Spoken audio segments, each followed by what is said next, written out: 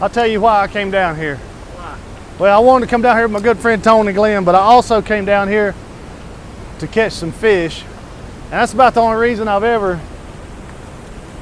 well, I come in the gorge to camp and hike and just enjoy it, but I love to catch fish down here, and usually I depend on catching some fish to have something to eat while I'm down here.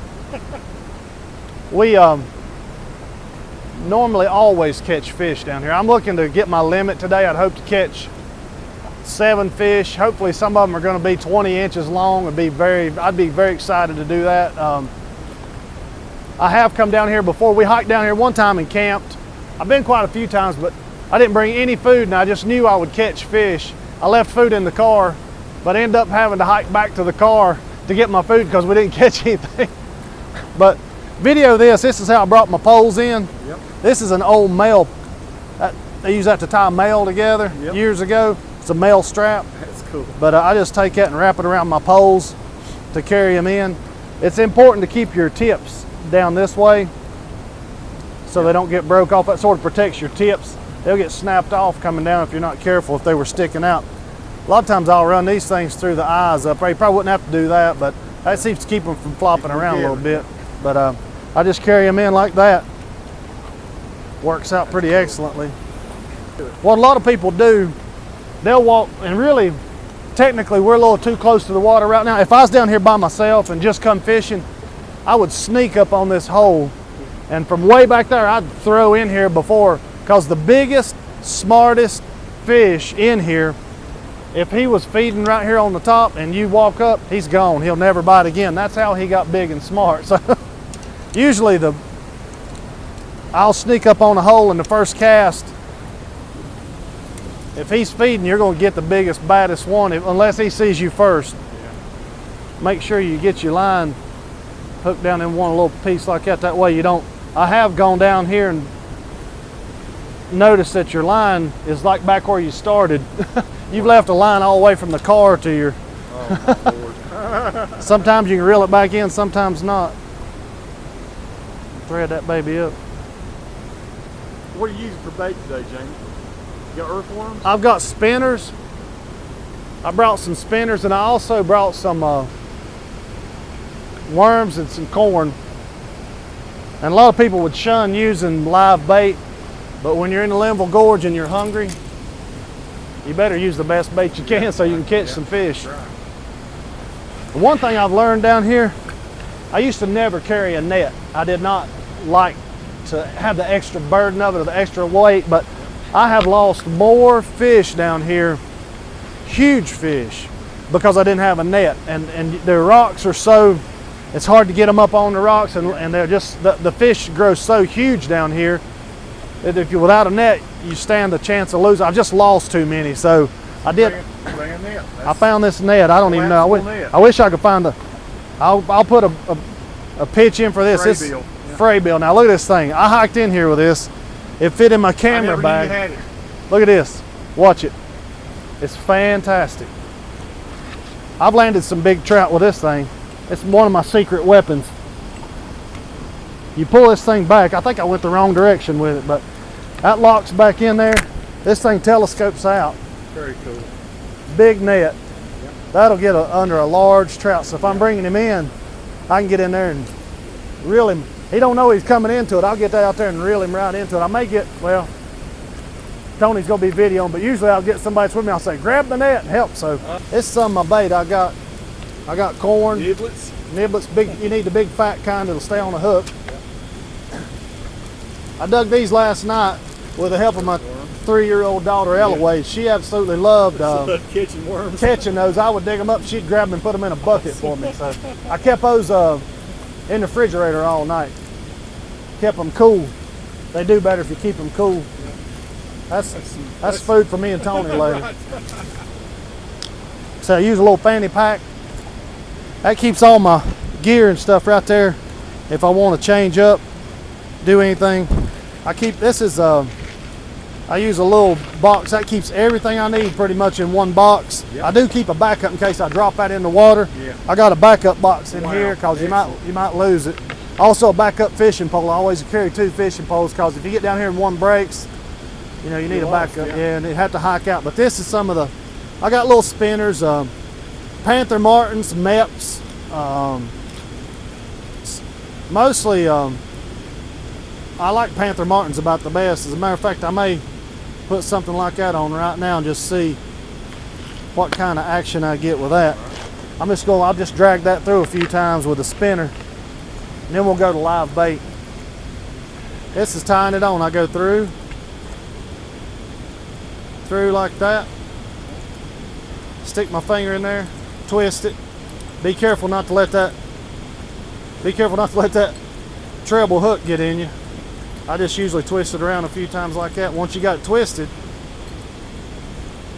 I go back through that hole, catch it, pull it a little bit, and it'll make a loop at the top, and I go back through that hole. That'll make a loop sort of like that. Snugs down real nice. You can see it. Actually, that sunshine's making it really. Yeah, it shows good. And I usually just bite that off, but I'm gonna be politically correct. I'm not gonna break my teeth today. I work at a healthcare system, so safety first. I brought these to this helps me get hooks out of the fish, and I brought a pair of little clippers, and I usually I'll hook this on somewhere where I can access it pretty easy. I'll leave it hanging on the outside. So here, I'll take my clippers,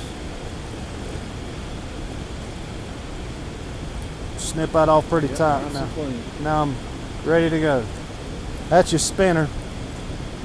I'm very close to catching a trout right now. I can feel it. If I'd have been by myself, I would have crawled up these rocks and hid and snuck around, and I'd have thrown this thing in the back of that hole right down there where we came in. If there was a big one down there, he's probably already saw us and went underwater, but I'm gonna just take that. And what I do, when I throw it in, I give it a little jerk. You throw it, you give it a little jerk, and you can feel it start spinning. I'm just gonna let it spin and come toward me. I didn't expect anything on that because we just walked through there, but a lot of times if you watch, you can see them following it. You'll see them coming in. I always give it a little jerk to get it started spinning. And just a real smooth pull. And you can feel if you get a bite, you can feel it. The more you fish, the more you can tell if you're getting a bite or if you're hitting a rock or a limb or something. I can kind of tell the difference. Now right around this rock here, I'm sort of expecting maybe want to come out from under that rock and hit it. I'm gonna throw on the other side of it. Sometimes I let it sink a little bit, then give a little pull.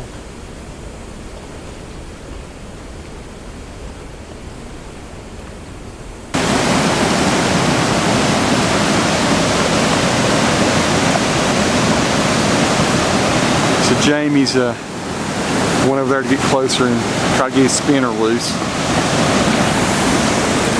I'm just kind of taking it all in here. Fantastic.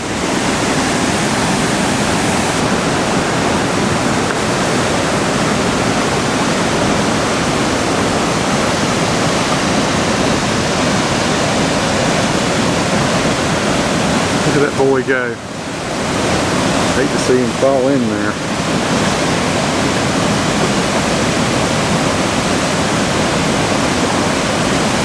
I got one.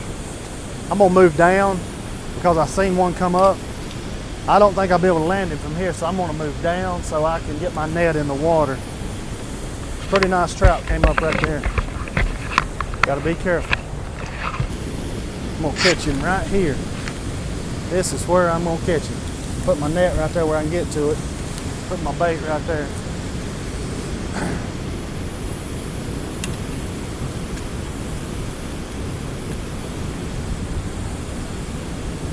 Okay, here's the next throw. We're ready to get him put him in the net with a spinner. I'll let that sink a minute. Jerk it. Okay, I'm switching to a large rooster tail, large white rooster tail. We're gonna try this out.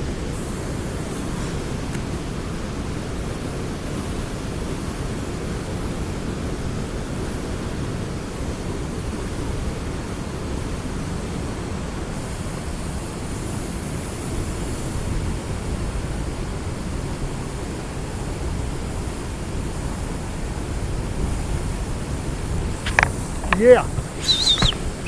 Big one. Oh, it got off. That was a big one. It got off. That's a nice one. Am I scaring them? That's a nice one.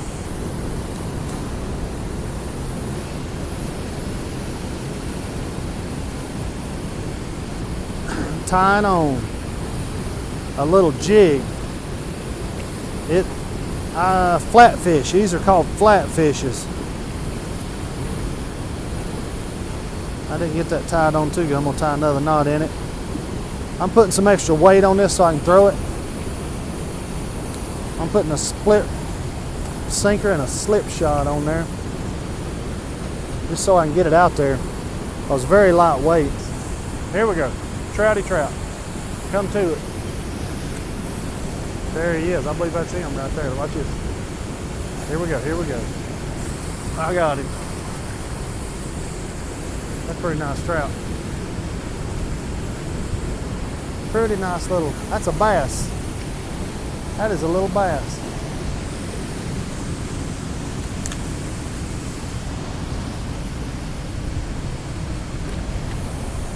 Red eye. Beautiful. Red eye bass. Those things are delicious. Very good eating. That is a nice fish. We will keep him definitely.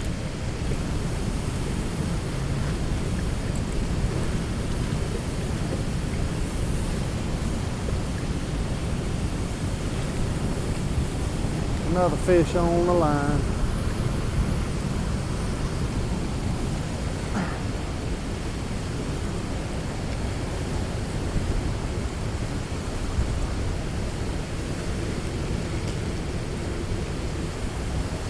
All right, we're gonna try some more corn and worms. Right back out there where I threw before, where they like to lay.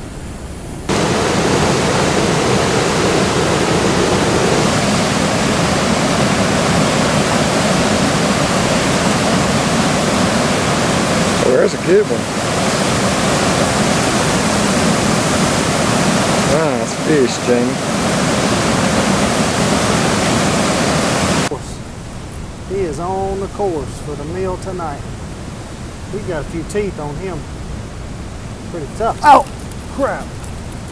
That'll bleed for a while. He bit me. He got big old teeth.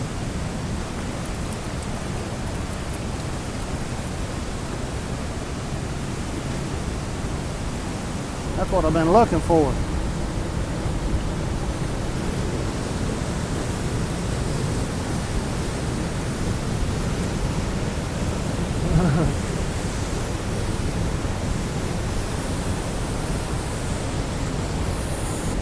Feeling for the good old bite. Right there's a good one.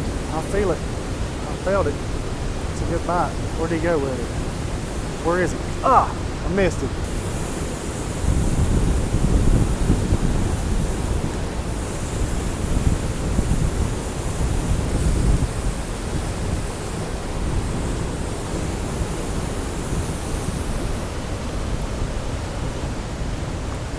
Whoa.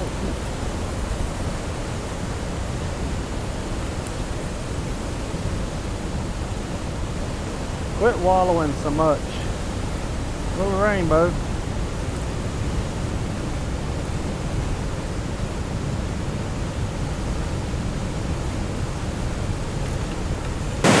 This chimney up here, I'm pretty certain. It's one that Mark and I threw rocks off one time, like idiots. Boy, it's kind of textbook over on that rock, wasn't it? Yeah, you're good. You're doing it. Well, I'm laying them in. I'm kind of happy with that.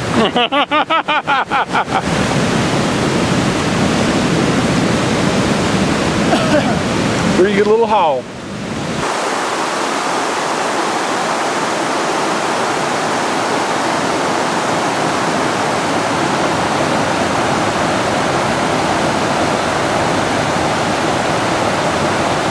Jamie's over there fishing on a little beach.